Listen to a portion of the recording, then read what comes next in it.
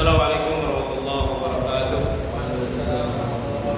Alhamdulillahi rabbil alamin, wal 'aqibatu lil muttaqin, wala 'udwana illa 'alal zalimin. Asyhadu an la ilaha illallah wahdahu la syarika lah, wa asyhadu anna Muhammadan 'abduhu wa rasuluh. Allahumma shalli wa sallim wa barik 'ala Muhammad wa 'ala alihi wa ashabihi ajma'in. Amma ba'du. Ayyuhal ikhwah rahimani wa rahimakumullah. Syukur alhamdulillah, di malam hari ini kita diberikan kesempatan oleh Allah Subhanahu wa taala untuk menghadiri majelis yang berkaitan dengan hadis-hadis ahkam. Hadis-hadis ahkam dari kitab Bulughul Maram min Adillatil Ahkam. Pada kesempatan malam hari ini kita akan membahas perihal hukum memanfaatkan benda-benda najis. Di pada kesempatan kali ini kita akan membahas perihal hukum memanfaatkan benda najis.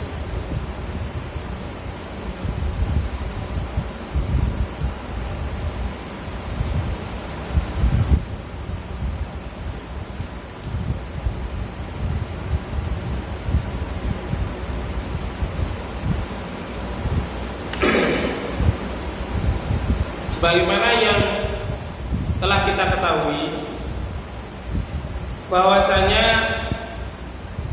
benda-benda najis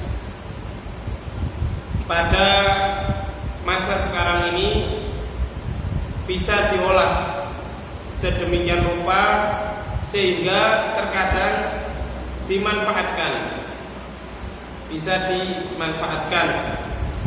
Nah, ini bagaimana status hukumnya? Misalkan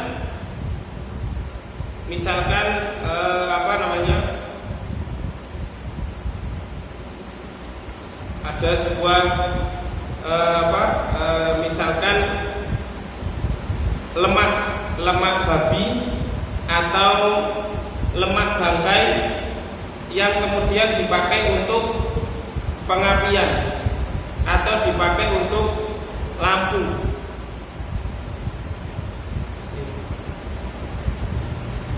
Nah, ini sebagaimana terdapat dalam hadis Jabir bin Abdullah radhiyallahu anhu pada saat Fathu Makkah, pada saat pembebasan kota Makkah, ada sahabat yang tanya kepada Rasulullah SAW tentang lemak bangkai yang dipakai untuk lampu, untuk untuk penerangan atau untuk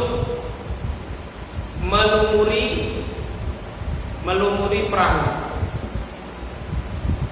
Ini di zaman Rasulullah Sallallahu Alaihi Wasallam ada kondisi seperti itu.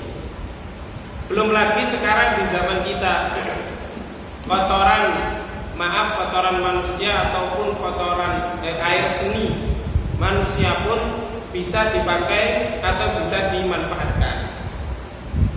Dalam dunia kedokteran ada yang namanya urinisasi.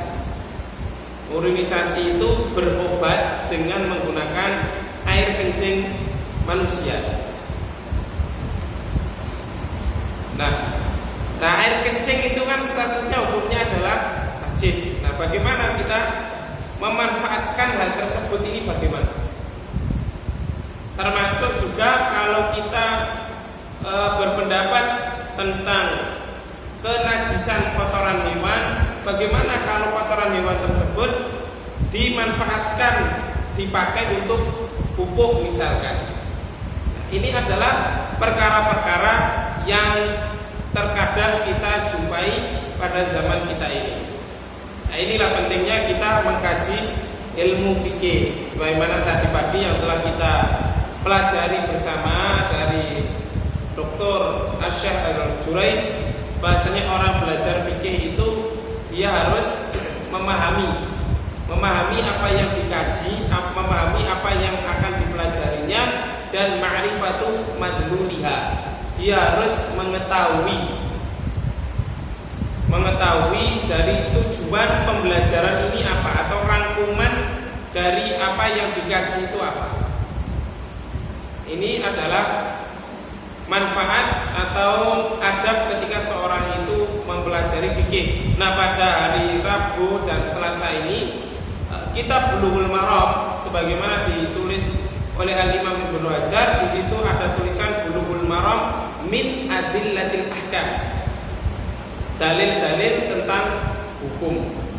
Dalil-dalil tentang hukum. Nah, hukum larinya kemana? Larinya adalah ke fikih. Sebagaimana tadi definisi fikih secara istilah apa? Huwa al-ilmu. Apa fikih tadi?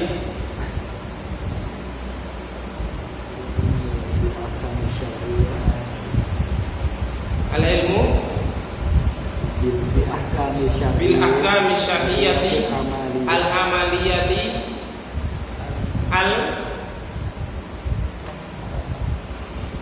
apa tadi fikih al-muktasabati min adillatiha at-tafsiliyah. Jadi fikih itu adalah sebuah ilmu pengetahuan dalam perihal hukum-hukum syariat yang sifatnya adalah amali, praktek. Nah, ini termasuk hal semacam ini juga ilmu praktek. Jadi orang ada benda-benda najis, kemudian diolah sedemikian rupa, kemudian dimanfaatkan. Nah, ini kan mempraktekkan sesuatu, mempraktekkan sebuah hal. Maka kita tinjau hukumnya menurut fikih Islam ini bagaimana.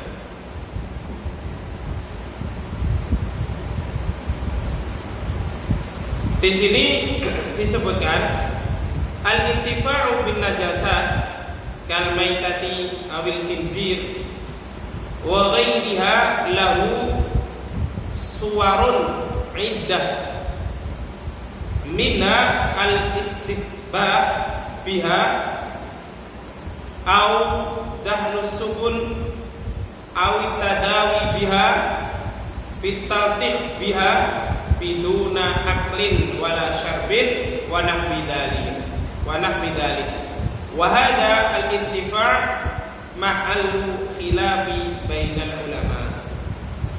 Disebutkan oleh sebagian ulama tentang pembahasan ini, memanfaatkan benda-benda najis seperti bangkai atau memanfaatkan babi atau yang selainnya. Jadi babi atau ada bangkai yang dimanfaatkan, di mana bangkai itu adalah najis, kecuali apa? Bangkai manusia. Nah, manusia itu dia dalam keadaan suci baik di saat dia hidup maupun dia meninggal. Jadi ini yang dimaksud bangkai di sini adalah bangkai hewan. Memanfaatkan bangkai hewan atau memanfaatkan babi atau semisalnya yang dikategorikan oleh syariat ini termasuk benda-benda najis.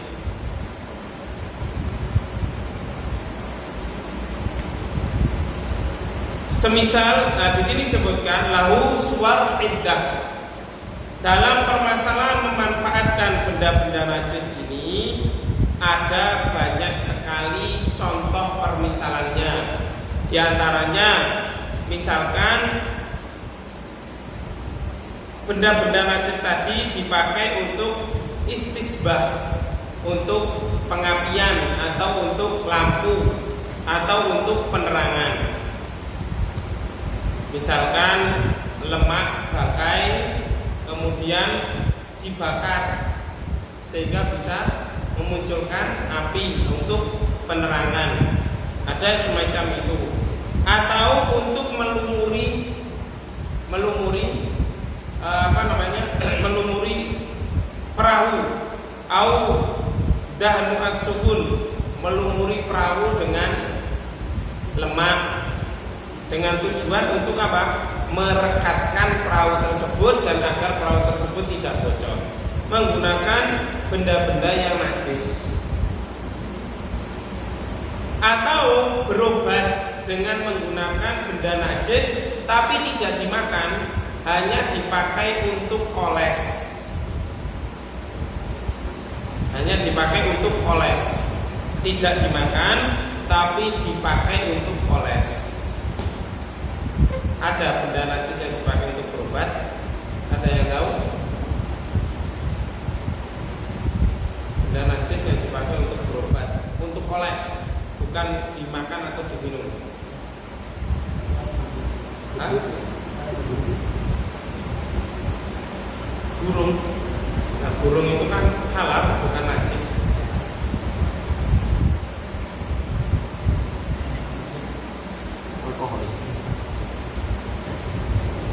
Alkohol tidak najis.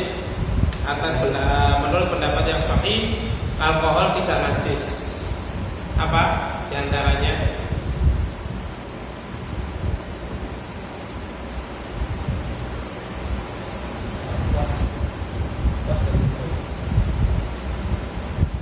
Apa? Nah, ya misalkan puas atau bahasanya puas terbuat dari bulu babi. Nah, itu kan memanfaatkan benda najis ya, bulu babi najis menurut pendapat sebagian ulama. Nah, dipakai untuk puas, ini bagaimana hukumnya? Terus kemudian puas tadi kita pakai untuk ngecat, entah ngecat rumah atau ngecat masjid atau ngecat bangku atau yang lainnya. Ngecat apa? Roti bakar. Roti bakar. Oh iya.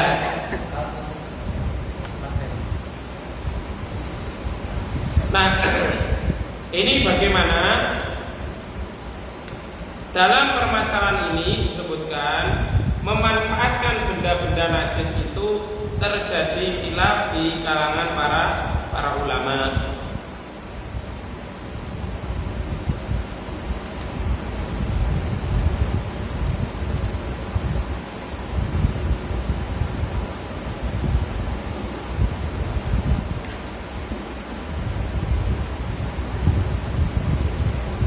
Nah, perselisihan ini dibangun atas 4 perkara. Yang pertama, jadi kenapa kok terjadi khilaf di kalangan ulama tentang hukum memanfaatkan benda najis? Pertama, karena memanfaatkan benda najis itu merupakan cabang dari perselisihan tentang suci dan tidaknya benda tersebut.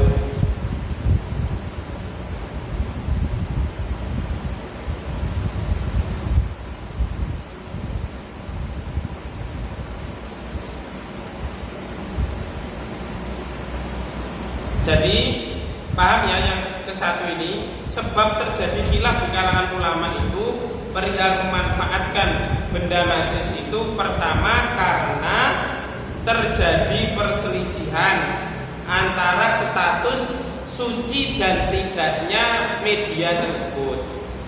Misalkan yang sudah kita bahas kemarin atau yang sudah kita bahas pada pertemuan-pertemuan yang telah lalu, perihal misalkan anjing.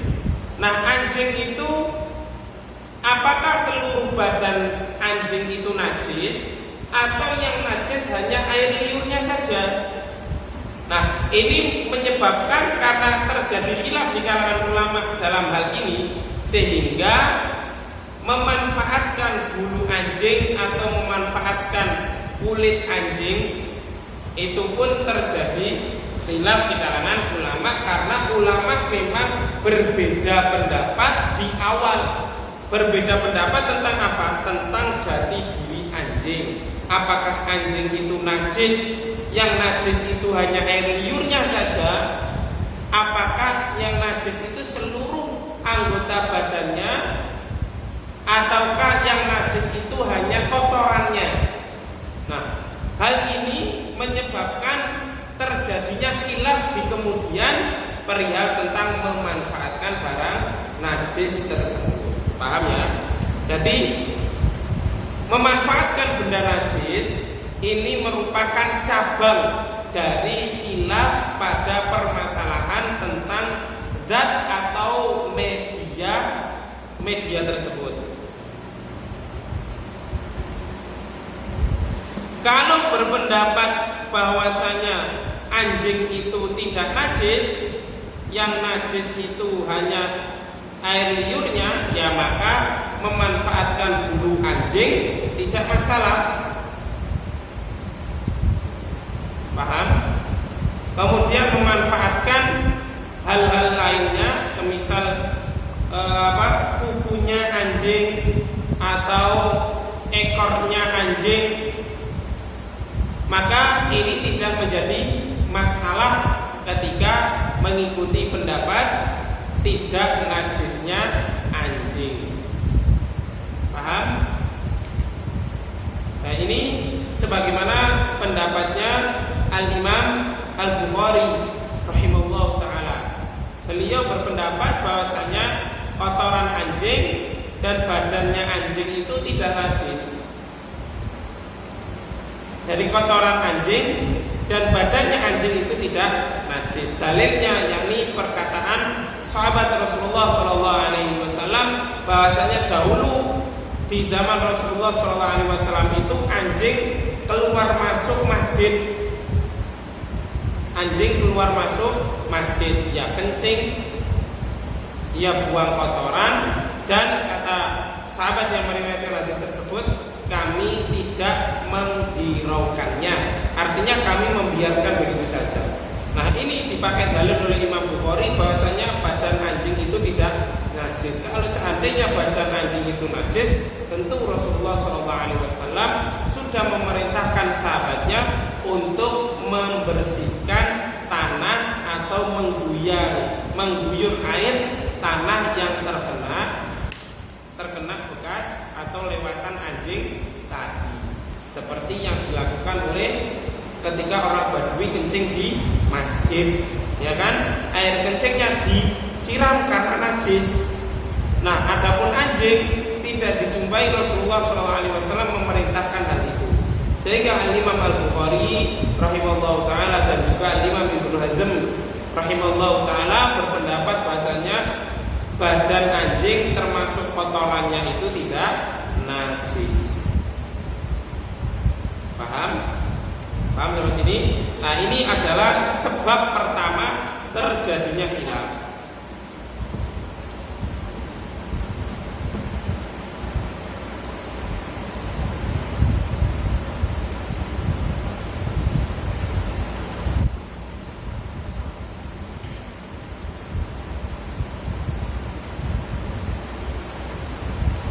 Itu adalah penyebabnya. Jadi penyebabnya itu kembali kepada bagaimana sikap ulama itu menghukumi tentang benda tersebut. Kalau tidak najis ya berarti boleh dimanfaatkan. Kalau najis berarti nanti akan ada lagi penjelasannya. Baik. Nah, di sini aqwalul ulama fil mas'alah. Pendapat-pendapat ulama perihal tentang hukum memanfaatkan benda najis. Al-qaulul awal, pendapat yang pertama, bahwasanya tidak diperbolehkan memanfaatkan lemak bangkai dan yang lainnya untuk penerangan maupun untuk yang lain. Jadi kalau ada hewan yang mati, meskipun ada lemaknya atau ada apa itu yang antum jemur itu apa? Gaji apa bahasa Indonesia? Gaji. Ya. Jadi lemak, kalau ada lemak bangkai, menurut pendapat yang pertama itu tidak diperbolehkan untuk dimanfaatkan. Nah, ini merupakan pendapat dari Hanabilah. Tapi ini hanya pendapat satu ulama di kalangan Hanabilah. Dan juga pendapatnya satu golongan dari mazhab Syafi'iyah, tapi menyelisihi pendapat kebanyakan mazhab Syafi'iyah.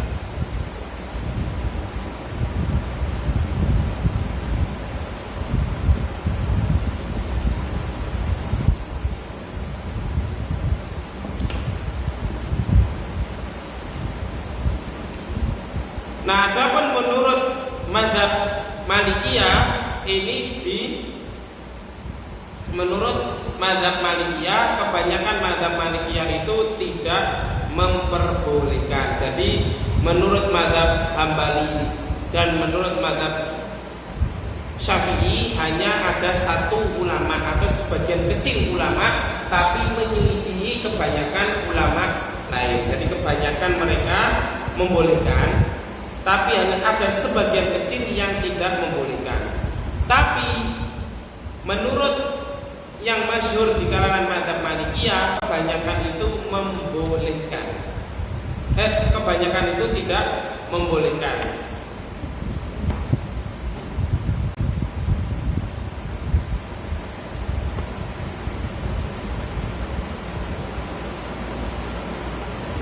Itu yang pertama. Pendapat yang kedua, annahu la yajuzu isti'malu ajza'i al-qalbi awil khinzir fi thawbin aw badanin illa li daruratin. Pendapat yang kedua, tidak diperbolehkan menggunakan bagian dari anjing atau babi untuk pakaian atau untuk badan, kecuali karena terpaksa. Jadi tidak boleh, menurut pendapat yang kedua ini, tidak diperbolehkan memanfaatkan benda-benda najis untuk pakaian ataupun badan, kecuali hanya karena terpaksa.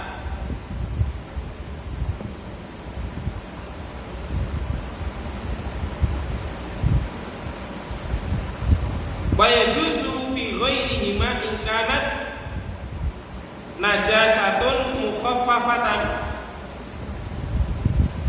Tapi benda yang najis tadi bisa dimanfaatkan untuk selain badan maupun selain pakaian, dengan catatan najisnya itu termasuk najis yang ringan atau mukhaffaf.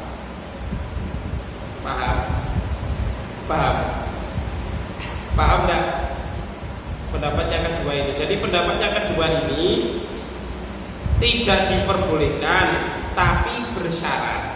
Tidak boleh tapi bersyarat. Enggak bolehnya ketika dipakai untuk pakaian atau dipakai untuk badan, itu tidak boleh. Tapi selain pakaian dan badan itu boleh. Berarti pendapat yang kedua ini dimanfaatkan dalam hal lain, misalkan untuk melumuri perahu, atau dipakai untuk penerangan, atau semisal tadi kuas dari bulu babi, maka ini diperbolehkan menurut pendapat yang kedua, karena tidak dipakai untuk pakaian maupun badan.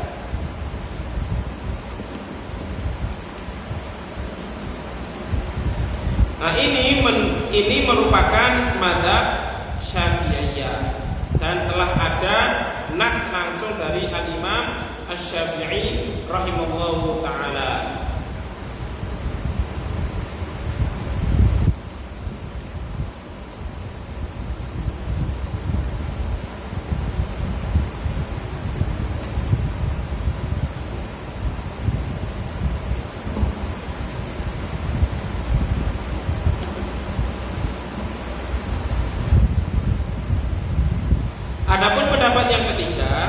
diperbolehkan memanfaatkan benda-benda najis untuk penerangan ataupun untuk yang lainnya selama tidak dimakan atau diminum. Ini pendapat yang ketiga, boleh memanfaatkan benda-benda najis baik untuk penerangan maupun untuk yang lainnya selama tidak dimakan ataupun diminum. Jadi berobat dengan menggunakan urinisasi, baik pendapat yang pertama, kedua maupun yang ketiga, hukumnya adalah haram. Tidak diperbolehkan berobat dengan menggunakan air kencing manusia. Paham? Nah, jadi pendapat yang ketiga ini boleh memanfaatkan dengan catatan tidak boleh dipakai untuk minum maupun untuk makan. Sampai sini paham?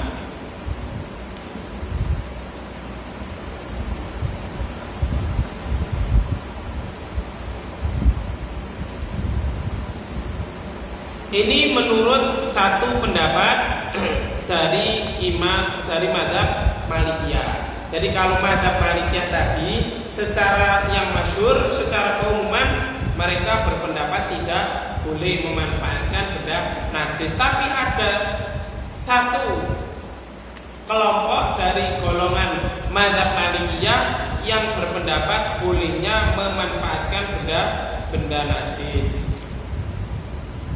Dan ini juga merupakan pendapat yang dipilih oleh mazhab Hambali, Imam Ahmad bin Hambal, dan juga yang dipilih oleh Al-Imam At-Tabari. Dan ini juga merupakan pendapatnya Al-Imam Al-Hanafi, pendapatnya Hanafiyah. Dan pendapat inilah yang dirojihkan oleh Syekhul Islam Ibnu Taimiyah rahimahullahu taala dan dirojihkan oleh Al-Imam Ibnul Qayyim Al-Jauziyah rahimahullahu taala. Kata Syekhul Islam Ibnu Taimiyah rahimahullahu taala, yajuzu al-intifa'u bin najasati, diperbolehkan memanfaatkan benda-benda najis. Jadi pendapat yang ketiga inilah yang kita pilih. Jadi pendapat yang ketiga ini adalah pendapat yang kita pilih. Jadi boleh kita memanfaatkan benda najis dengan catatan tidak kita makan dan tidak pula diminum.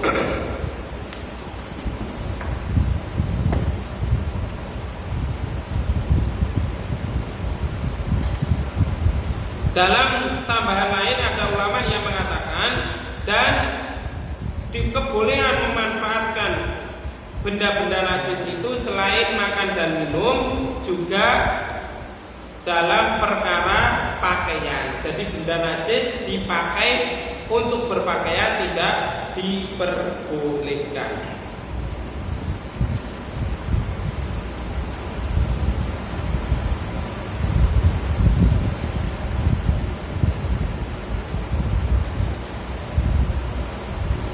Dalilnya yaitu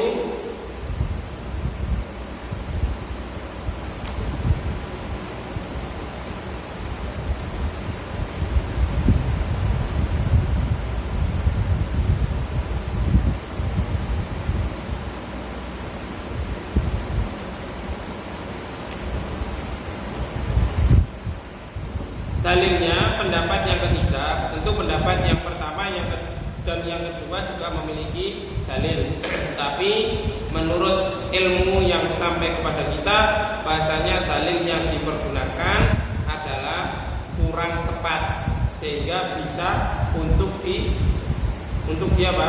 dimunakosahkan atau untuk diperbincangkan dalil tersebut. Adapun pendapat yang ketiga, kenapa kita pilih? Karena dalilnya kita anggap kuat. Wallahu ta'ala. Di antara dalil yang dipakai yakni hadis Rasulullah Sallallahu Alaihi Wasallam yang diriwayatkan oleh Imam Bukhari dan Muslim. tentang Rasulullah Shallallahu Alaihi Wasallam pernah lewat, yang sudah kita lewati, yang melewati bangkai kambing yang diseret. Kemudian Rasulullah Shallallahu Alaihi Wasallam mengatakan kenapa tidak dimanfaatkan bangkai tersebut. Kemudian sahabat mengatakan, ya Rasulullah, dia adalah bangkai. Kemudian Rasulullah Shallallahu Alaihi Wasallam menjawab, innama harama akluha, yang diharamkan adalah memakannya, bukan memanfaatkannya. Itu adalah dalil yang pertama. Kemudian dalil yang kedua adalah hadis Jabir bin Abdullah yang tadi kita sebutkan, riwayatnya juga sahih.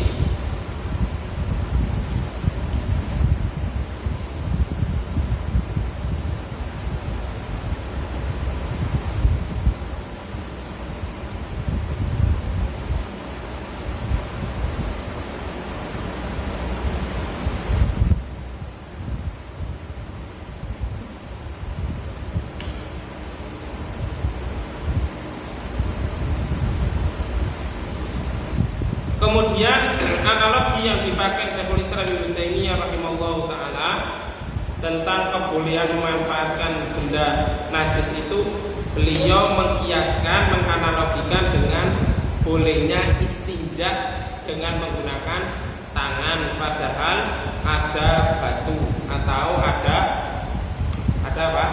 Ada sarung tangan. Paham ya? Jadi ketika kita istinja, ketika kita cebok, itu kan kita pakai tangan kiri.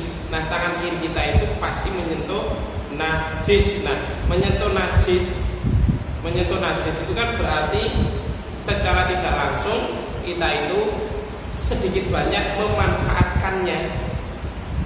Paham maksudnya? Kita cebok itu kan pasti ada kotoran yang menempel di tangan kita, ya kan? Nah, tangan kita kalau terkena kotoran kita, otomatis tangan kita ini kan najis, tapi buktinya masih diperbolehkan untuk dimanfaatkan untuk apa? Beristinja. Paham? Padahal ada tisu juga ada, kemudian batu juga ada. Kenapa kalau Rasulullah SAW tidak memerintahkan istinja hanya dengan menggunakan batu atau menggunakan kain, tapi kok boleh menggunakan tangan? Paham dari sini? Paham? Jadi inilah analogi yang dipakai oleh Syekhul Islam Ibnu Taimiyah rahimahullahu taala. Paham? Paham? Hah? Paham dan analoginya Syekhul Islam Ibnu Taimiyah tadi, paham enggak? Hah? Nah, tangannya kan kena najis, otomatis tangannya kan najis karena kena kotoran. Buktinya masih dibolehkan untuk dipakai membersihkan kotoran manusia tadi.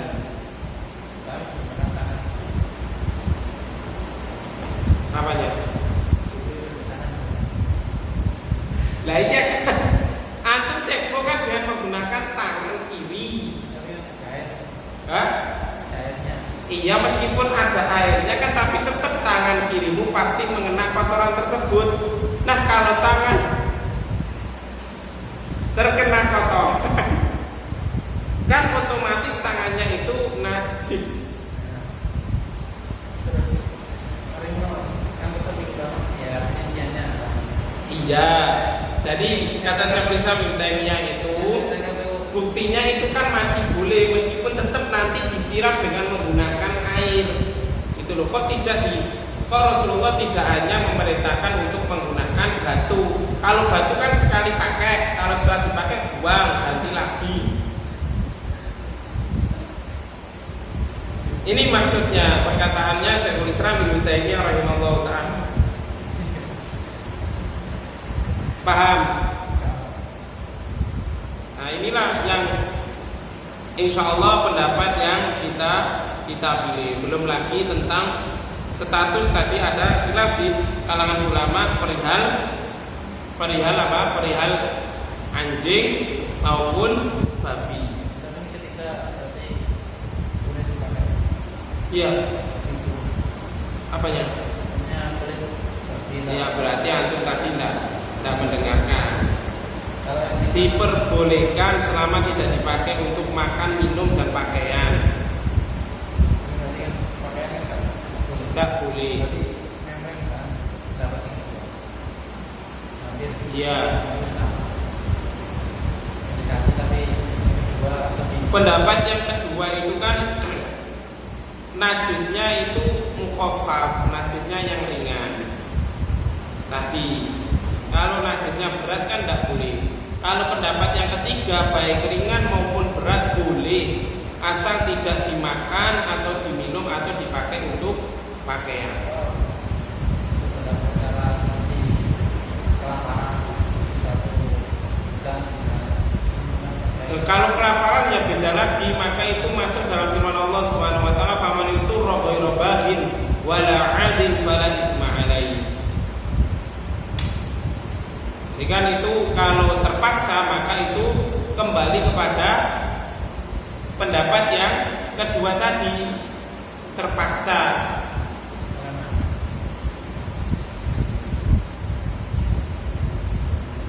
Jadi kalau pendapat yang kedua tadi kan keterpaksaan itu tidak hanya berkaitan dengan makan dan minum saja.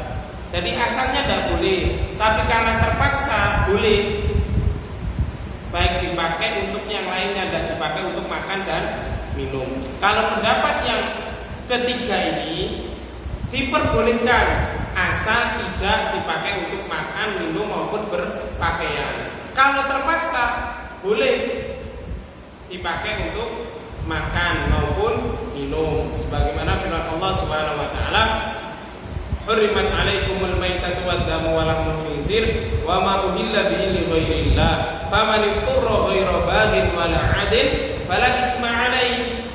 Ketika dalam keadaan terpaksa dan tidak melampaui batas, fala itsma 'alaihi, maka tidak ada dosa baginya.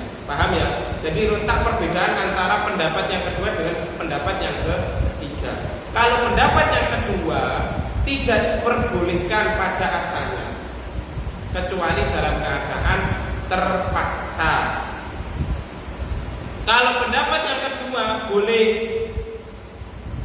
Pendapat yang kedua itu boleh. Semuanya boleh. Baik najis mukhaffaf maupun mughalladz boleh.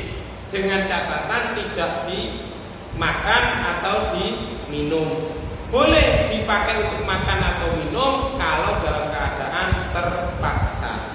Paham ya? Jadi beda tipis, bahasamu mempreng. dan najis itu masih hewan yang dikatakan pakai apakah harusnya boleh makan atau misalnya kayak cacing itu seperti kayak orang percaya kalau orang yang nanti parah Kalau cacing itu haram karena dia binatang darat dan tidak bisa disembelih, maka dia haram. sekalipun dia Tidak boleh, tidak boleh. Berobat penyakit tipes masih banyak obat lain selain cacing. Dan alhamdulillah pengalaman kita ketika meruqyah orang yang orang itu terkena penyakit tipes bisa sembuh atas izin Allah Subhanahu wa taala dengan konsumsi herbal. Tidak kita rekomendasikan dengan menggunakan kapsul cacing. Karena cacing itu adalah binatang darat dan tidak bisa disembelih, maka dia haram. Apa? Mana ada terpaksa? Yang namanya terpaksa itu kalau tidak minum itu atau tidak makan itu mati, itu terpaksa. Nah sedangkan orang itu masih diberikan pilihan oleh Allah, ada obat lain selain cacing ketika dia terkena tipes, maka itu bukan dikategorikan terpaksa, kecuali memang sudah tidak ada obat lain. Dia sudah ikhtiar dengan menggunakan obat-obat lain, tidak bisa sembuh, kemudian dia kalau tidak minum kapsul cacing itu mati. Nah, maka ini baru dikategorikan terpaksa. Selagi dia masih belum mencoba alternatif obat lain, maka dia tidak dikategorikan sebagai terpaksa, sehingga tidak boleh berobat dengan menggunakan cacing. Paham? Saya pada pertanyaan. Jadi intinya bahasanya memanfaatkan benda najis itu diperbolehkan selama tidak dipakai untuk makan maupun minum atau berpakaian. Inilah pendapat yang rajih yang dirajihkan oleh Syekhul Islam Ibnu Taimiyah rahimahullahu taala, Al-Imam Ibnu Qayyim Al-Jauziyah dan juga Al-Imam At-Tabari. Wallahu taala a'lam bissawab wal ilmu indallah. In uridu illa al-islah ma stata'tu wa ma taufiqi illa billah. Alaihi tawakkaltu wa ilaihi unib. Subhanakallahumma wa bihamdika asyhadu an la ilaha illa anta astaghfiruka wa atubu ilaik. Wassalamu alaikum warahmatullahi wabarakatuh.